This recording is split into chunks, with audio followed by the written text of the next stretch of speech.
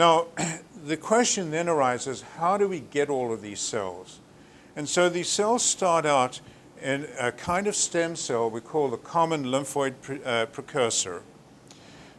In human beings, they go through the bone marrow, which isn't why they're called B cells, because these cells were first identified in chickens, and an equivalent of the bone marrow in chickens called the bursa fabricius. Fabricius was actually a very famous Renaissance anatomist. And in fact, chicken immunology preceded human immunology as far as determining that these cells are what we call B cells. And B cells go through the bone marrow, go through some period of maturation in the bone marrow, circulate, and then go into the lymphoid tissues we call the secondary lymphoid tissues, which are lymph nodes and spleen, and then they recirculate. If they meet what we call an antigen, which is a foreign protein or a foreign carbohydrate, for example, whatever foreign substance it is, either in the lymph node or the spleen, they then go through a period of education to recognize specifically at a molecular level whatever it is that is challenging us. And we'll talk more later about what happens in this process. In parallel with the B cells are the T cells, which I mentioned are more important with regard to MS. And these are educated in the thymus, which is a gland which sits at the base of our neck and sometimes goes into the top of our chest cavity. And these cells likewise circulate, go through the lymphoid tissues and recirculate.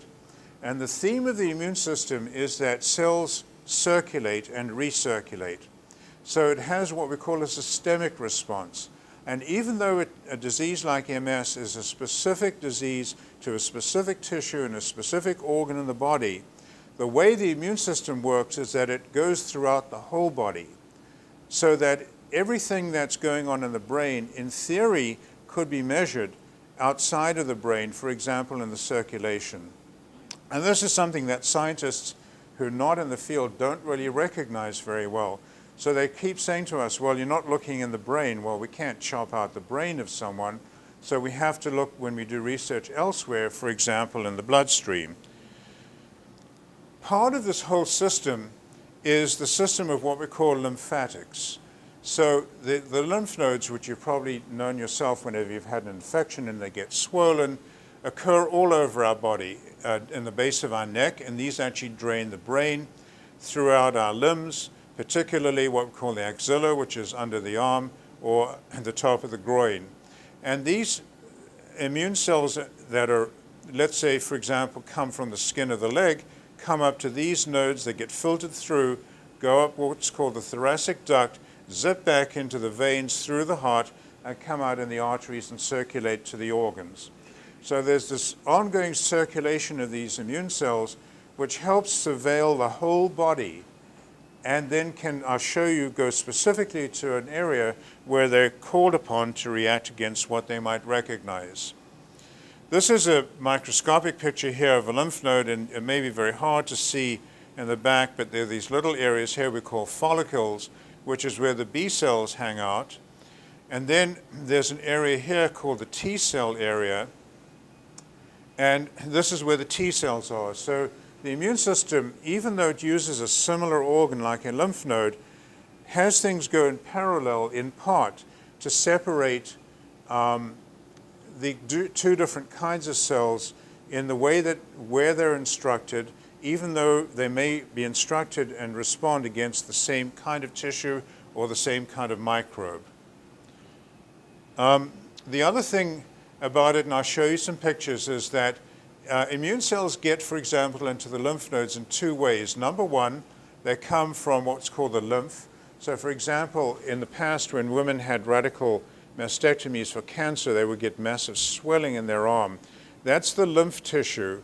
That might occur in the leg as well, for example, in people in cardiac failure, where that fluid isn't moved through this lymphatic system because it's blocked. But that's the fluid that normally carries these cells from the periphery of our body back into these nodes. In addition, immune cells can come from the arteries, come out through what we call high endothelial venules. Venules are the part of the vein that starts just after the capillary. So it's artery, capillary, vein. And there's specialized parts of the veins where these cells can pop out and come into the lymph nodes. And so we have this wonderful anatomy that allows these cells to move into different parts depending on which cells they are. And each cell has actually a different kind of molecule on the surface that lets it kind of stick on in the right place. This is a photomicrograph of what's called a high endothelial venule. You can see in here cells that are in the circulation. They have certain compounds in the actual lining of those venules, and immune cells have the capacity to stick on. And as you can see here in what's called a scanning electron micrograph on the inside of one of these venules, all these little dots over here are immune cells that have stuck on and are going to circulate through into the immune cell.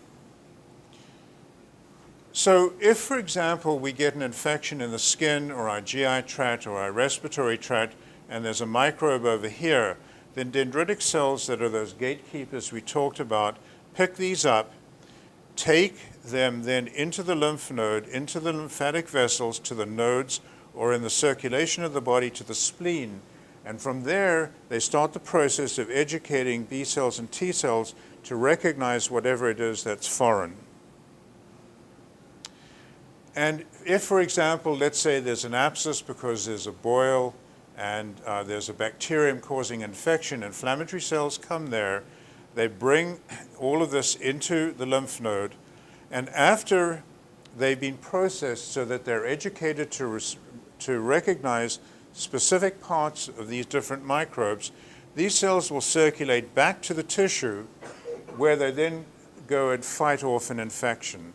So that's a remarkably efficient way of circulating these cells with an educational station at certain points along the way. Now, when the cells go to the tissues, there's a special way that they get in. And essentially, well, normally, let's say, cells go through in the flow of blood, which is very, very fast. But every now and again, cells can sort of meander off to the side, and they recognize a compound called selectin, which is on the cells that line the blood vessels, and sort of sniff around and say, gee, is this where we've got to get out? If, in fact, there's inflammation in the tissue, the macrophages that are over here make compounds called chemokines that these cells sense. And if they sense them, they say, whoa, we've got to go and get going in this tissue. They then recognize what's called an integrin. And once they recognize an integrin, they stick onto the inside of the blood vessel, and then they actually worm their way through and go out into the tissue. So this is the way that cells leave the circulation, going to a tissue that they have to target. Now, those of you who are either on Tysabri or know about it, know that it's what we call a monoclonal antibody. And Tysabri actually binds these little molecules here on immune cells and prevents them from sticking, so that once they've been activated to react against myelin, essentially Tysabri runs interference and prevents this process by which cells actually get into the nervous system. So that's just one of the ways that we know that one of the treatments for MS actually works. But it intervenes in this particular process, and that's why we know so much about how this particular treatment works.